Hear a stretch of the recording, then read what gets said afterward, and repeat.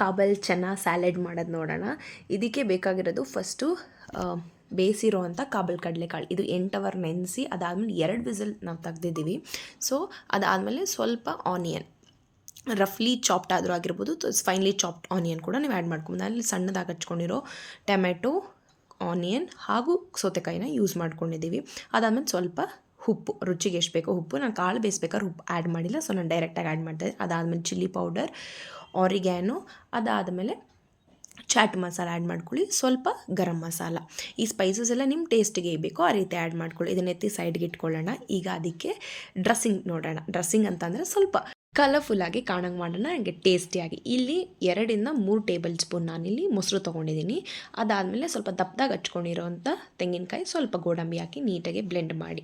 ಈಗ ಸ್ವಲ್ಪ ಹಿಂಗೆ ಆ್ಯಡ್ ಮಾಡ್ಕೊಳ್ಳಿ, ಯಾಕಂದರೆ ಡೈಜೆಷನ್ ಪ್ರಾಬ್ಲಮ್ ಆಗುತ್ತೆ ಕಾಳಾಗಿರೋದ್ರಿಂದ. ನೈಟ್ ನಾವು ತೊಗೊಳ್ತಾ ಇರೋದ್ರಿಂದ ಸ್ವಲ್ಪ ಹಿಂಗೆ ಆ್ಯಡ್ ಮಾಡ್ಕೊಳ್ಳಿ. ಆಮೇಲೆ ನಾವು ಏನು ಬ್ಲೆಂಡ್ ಮಾಡ್ಕೊಂಡಿದ್ವಲ್ಲ ಅದನ್ನೆಲ್ಲ ಪೇಸ್ಟ್ ಇದಕ್ಕೆ ಆ್ಯಡ್ ಮಾಡಿ. ಈಗ ಸ್ವಲ್ಪ ಪೆಪ್ಪರ್ನ ಆ್ಯಡ್ ಮಾಡ್ಕೊಳ್ಳಿ.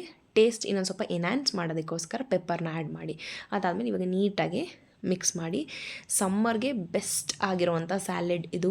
ಇದನ್ನು ನೀವು ಬೇಕಾದ್ರೆ ಡಿನ್ನರ್ಗೂ ಕೂಡ ಯೂಸ್ ಮಾಡ್ಬೋದು. ಈಗ ನಾವು ಲೈಟ್ ಫುಡ್ ಯೂಸ್ ಮಾಡೋದ್ರಿಂದ ಸಮ್ಮರಲ್ಲಿ ಈ ರೆಸಿಪಿನ ನೀವು ಡಿನ್ನರ್ಗೆ ಟ್ರೈ ಮಾಡಿದ್ರೆ ತುಂಬ ಫಿಲ್ಲಿಂಗ್ ಆಗಿರುತ್ತೆ, ಜೊತೆ ತುಂಬ ಹೆಲ್ದಿಯಾಗೂ ಇರುತ್ತೆ.